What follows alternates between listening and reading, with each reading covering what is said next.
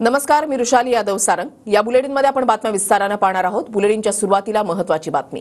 संतोष देशमुखांच्या हत्येच्या निषेधार्थ आज पुण्यामध्ये सर्वपक्षीय मोर्चा निघतोय। जरांगे पाटील, सुरेश धस, बजरंग सोनवणे, संदीप क्षीरसागर सहभागी होणार आहेत। रोहित पवार, रोहित पाटील, सतेज पाटील सुद्धा मोर्चामध्ये सहभागी होतील।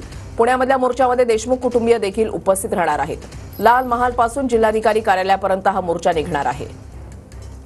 प्रदीप कापसे आमचे प्रतिनिधी आमच्या सोबत आहेत। अधिक माहिती जाणून घेणार आहोत। प्रदीप, ठिकठिकाणी मोर्चा निघालेला आहे। आज पुण्यामधून मोर्चा निघतोय। या मोर्चाची तयारी कशा पद्धतीने करण्यात आली आहे?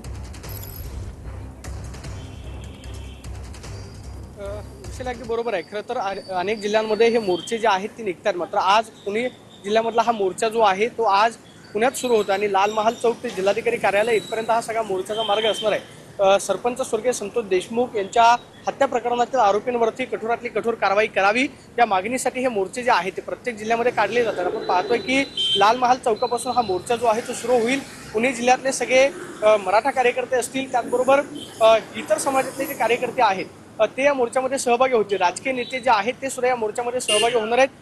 संतोष देशमुख यांच्या कुटुंबातील सदस्य जे आहेत ते थोड्या वेळात त्या ठिकाणी पोहोचतील आणि त्यानंतर मोर्चाला सुरुवात होईल। मात्र ठिकठिकाणी जर आपण पाहिलं तर निषेधाचे काळे झेंडे जे आहेत त्या संपूर्ण मार्गावरती आपल्याला पाहायला मिळत आहेत। इथूनच पुढे हा सगळा जिल्हाधिकारी कार्यालयापर्यंत मोर्चाचा मार्ग असणार आहे। दुसऱ्या बाजूला जर आपण पाहिलं तर सकाळपासूनच पोलिसांचा बंदोबस्त जो आहे तो या ठिकाणी तैनात करण्यात आलेला आहे। त्यामुळे एकंदरीत या सगळ्या मोर्चाची तयारी जी आहे ती सुद्धा प्रशासनाकडून या संपूर्ण मोर्चावरती लक्ष असणार आहे। दुसऱ्या बाजूला आपण पाहतोय की सकाळपासूनच मराठा कार्यकर्ते जे आहेत ते या ठिकाणी जमायला सुरुवात झालेली आहे। मोर्चाकडून ही सगळी तयारी जी आहे ती या ठिकाणी कार्यकर्त्यांकडून केली जाते। काय नक्की मोर्चाची प्रमुख मागणी असणार आहे? प्रमुख मागणी हीच आहे की संतोषदादा देशमुख आणि जे सोमनाथदादा सूर्यवंशी आहे त्यांच्या हत्येकरी जे आहेत, त्यांचे मारेकरी जे आहेत त्यांना फाशीची शिक्षा झाली पाहिजे। त्यांना कोणत्याही पद्धतीची व्हीआयपी ट्रीटमेंट त्यांना दिली नाही पाहिजे। एक लक्षात घ्या, गुन्हेगाराला जात नसते, गुन्हेगारी ही त्याची जात असते आणि न्याय मागणाऱ्याला सुद्धा जात नसते। त्याच्यामुळे कोण कोण सहभागी होणार आहे या मोर्चामध्ये? संतोषदादा देशमुख यांची मुलगी, मुलगा, भाऊ हे सहभागी होत आहेत।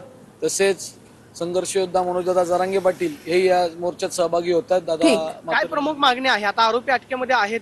प्रमुख मागणी हीच आहे की आरोपीला कुठलीही व्हीआयपी ट्रीटमेंट देऊ नये, कारण आपण पाहतो की ही सगळी नक्कीच दोषींवर कठोरात कठोर कारवाई केली जावी याच मागणीसाठी हा मोर्चा निघतोय। धन्यवाद प्रदीप दिलेल्या सविस्तर माहितीसाठी।